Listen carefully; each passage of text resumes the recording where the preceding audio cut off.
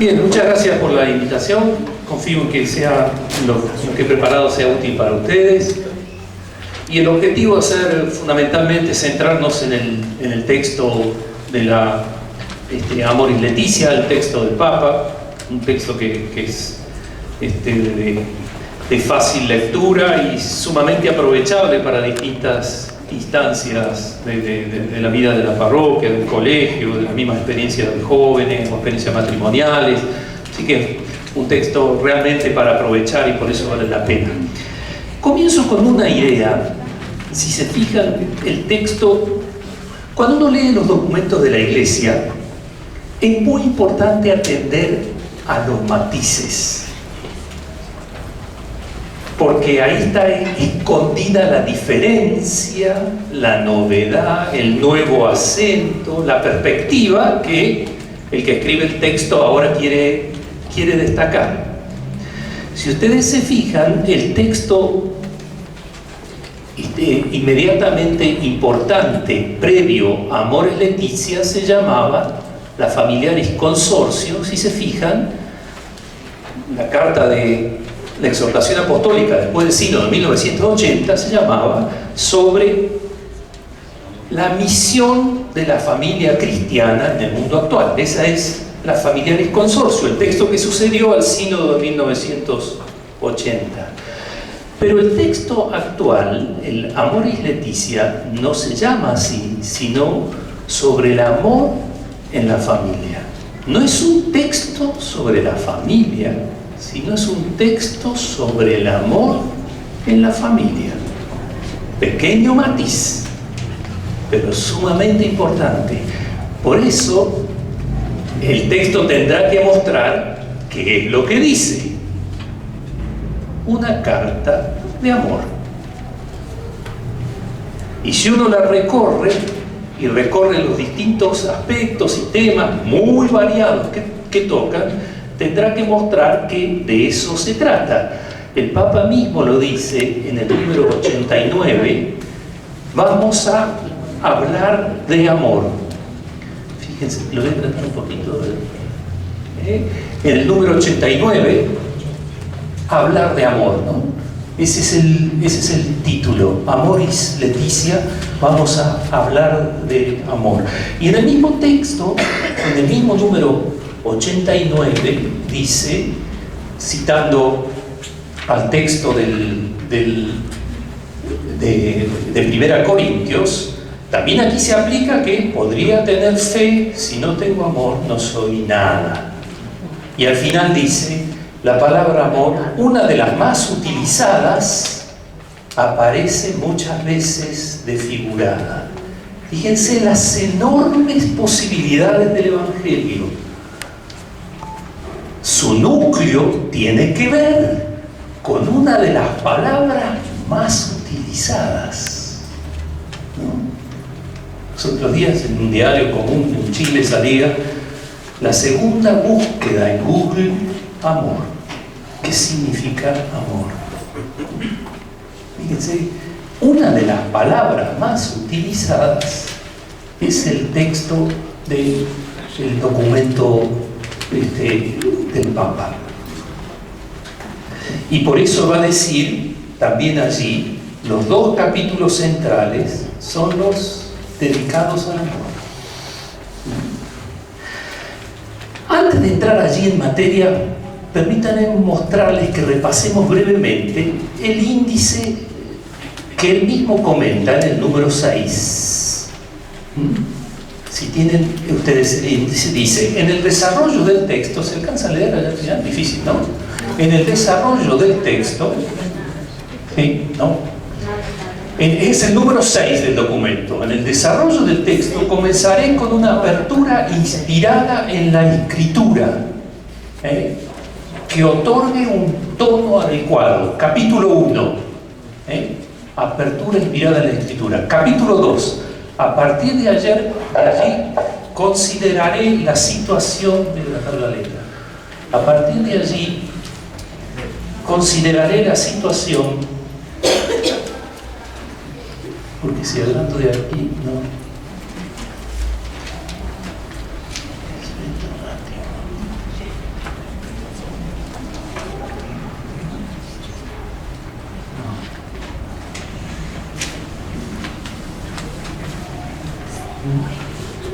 partir de allí considera esa situación actual de las familias en orden a mantener los pies en la tierra. Situación. Primero, escritura, para dar un tono adecuado. Segundo, situación actual. Después, recordaré algunas cuestiones de la enseñanza de la Iglesia sobre el matrimonio y la familia. Capítulo 3. Es una síntesis, dice él, de la doctrina de la Iglesia. Luego, para dar lugar así a los 2 capítulos centrales dedicados al amor, 4 y 5. A continuación destacaré caminos pastorales, la organización pastoral para responder al desafío del matrimonio y familia.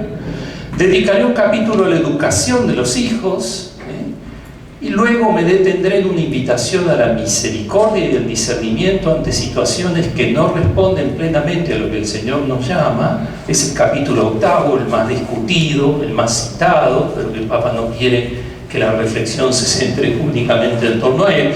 Por último, plantearé breves líneas de espiritualidad familiar. Esos son los capítulos de cómo está organizada la Constitución. A la luz de la palabra, trabajando textos del Antiguo Testamento, dice el Papa, para dar el tono. Capítulo 1. El capítulo 2, situación y desafíos de la familia, ¿no? Situación y desafíos. Capítulo 3, la síntesis, donde se da supuestamente una síntesis de la doctrina de la Iglesia. El capítulo 4, el amor en el matrimonio. Acá hay un largo comentario al texto de 1 Corintios 14 sobre el tema del amor, ¿no? 1 Corintios 12 sobre el amor. Ese texto vale realmente la pena, ¿no? Luego el capítulo 5, amor que se vuelve fecundo. Capítulo 6, las perspectivas pastorales. Capítulo 7, educación de los hijos. 8, este es el capítulo más discutido, naturalmente, el más esperado y el más discutido. El capítulo 8, acompañar, discernir, integrar. Y el último, espiritualidad matrimonial y familiar. Se dan cuenta que es un libro de 300 páginas, ilegible. Por tanto, el mismo Papa en la introducción dice: será conveniente que cada grupo, según sus propias intenciones, sus propias necesidades, lea una parte y después otra, etc., ¿no? Bien, les propongo un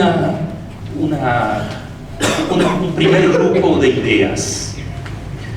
La palabra discernir aparece un montón de veces en el texto, aparece alrededor de más de 40 veces, y marca claramente un punto central del documento, ¿no? De esas 40 veces, 20 está en el capítulo 8, más o menos, para que se dé una importancia, una idea de lo que significa ese capítulo 8.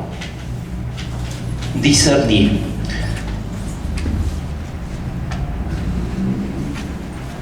Cuando uno hace un discernimiento, no tiene garantías de encontrar la opción más adecuada, referido a cualquier discernimiento que uno haga.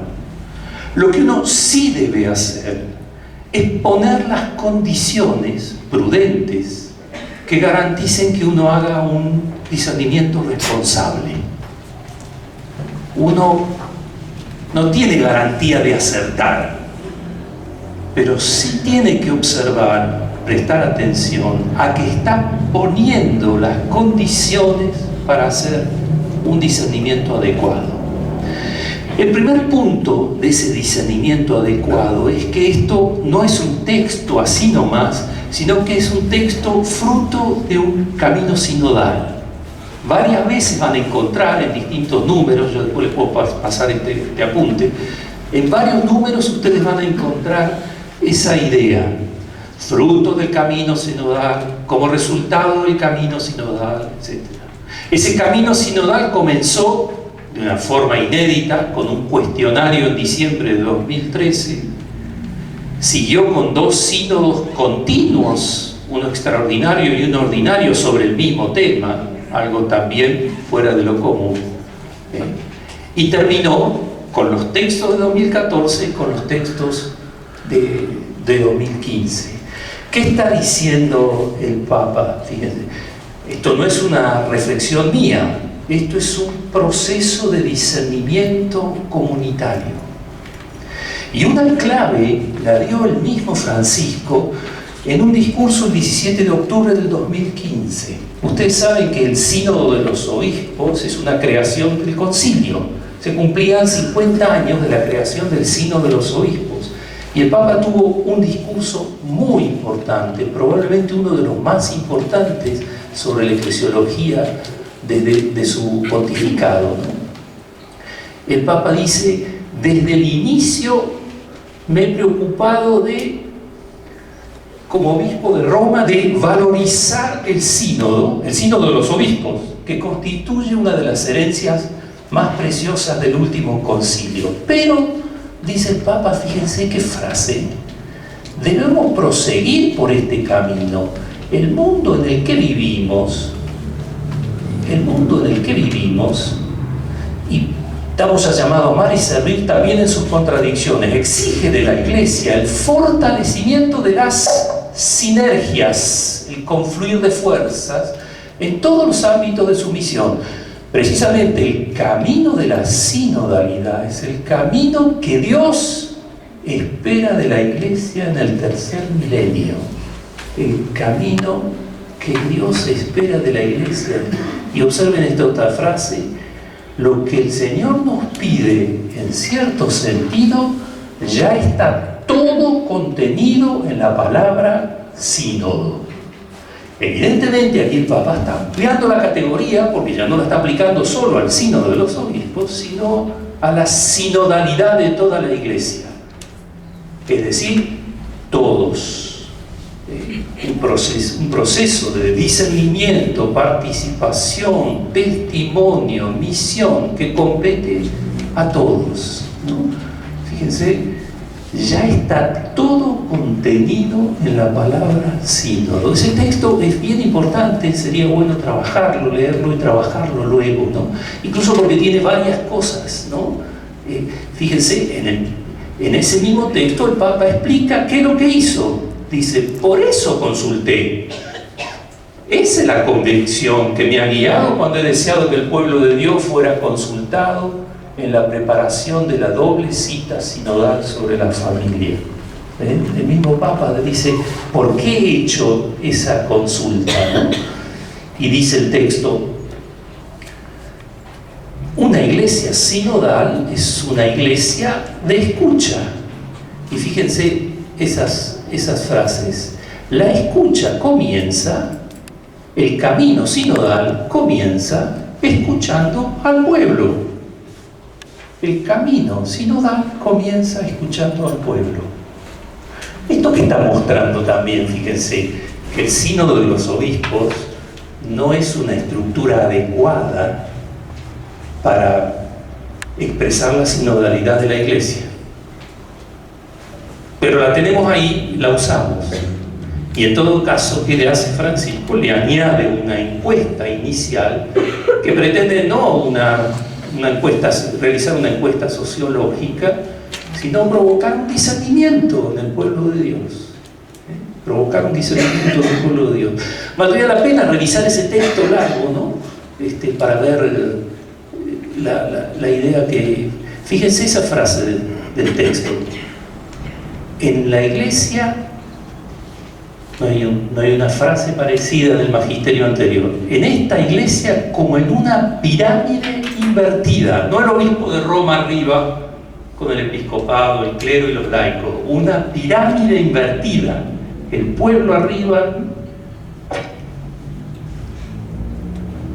¿Qué sería una asamblea?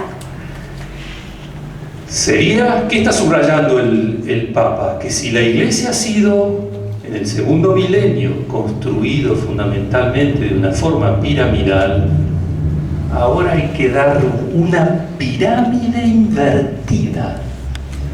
En todo caso, advirtamos que aunque el texto Amoris Laetitia es fruto de un sínodo de los obispos, la idea con la cual está trabajando el Papa es con una sinodalidad de toda la Iglesia. Toda la Iglesia discierne, se pone de cara a una situación y encuentra un nuevo camino. ¿A dónde vamos? A donde el discernimiento nos lleve. Pero le falta conocimiento. Necesita estatus, o sea, divinidad para poder... Al pueblo le falta conocimiento, dice. Ajá, le falta mucho. Sí, pero a veces no es solo conocimiento, sino un sentido sencillo, ¿no? De saber por dónde van las cosas. No hace falta a veces tantas letras. Bien, un punto. Para hacer un buen discernimiento hay que poner en funcionamiento la estructura sinodal de la Iglesia. Segundo, fíjense lo que el Papa hace también. Hay una larga discusión que no tienen por qué estar ustedes al tanto sobre la naturaleza de las conferencias episcopales de obispos nacionales, ¿no? Hay una larga discusión en la Iglesia no resuelta todavía de cuáles son sus límites, cuáles son sus potestades, si enseñan hasta dónde esa enseñanza es vinculante, etc. El Papa ya en 3 de los documentos no entra en la discusión teórica sobre el valor de las conferencias episcopales. ¿Qué hace? Las usa. Y con eso está mostrando en la práctica una manera de razonar. Y fíjense qué cuidada es lo que el Papa hace, tanto en Evangelii Gaudium como en Laudato Si, como en este texto en Amoris Laetitia. En los 3 textos el Papa repite el mismo procedimiento. Cita múltiples conferencias episcopales de todos los continentes y las citas no sirven para nada, no añaden nada, no suman, lo cual al lector le resulta evidente. Lo que el Papa quiere hacer es citar las conferencias episcopales y por eso no se le escapa ningún continente. En el caso de Amoris Laetitia están citadas España, Corea, Argentina, México, Colombia, Chile, Australia, el documento de Aparecida, Italia, Kenia. Esos son los números en los cuales está citado. ¿Qué está diciendo el Papa? No está resolviendo por el lado de la teoría el peso que tienen las enseñanzas de las conferencias episcopales. Lo está resolviendo en la práctica, citando como autoridad en su propio texto, cita de todas las conferencias episcopales. Si se quiere discernir, hay que incluir esta segunda instancia.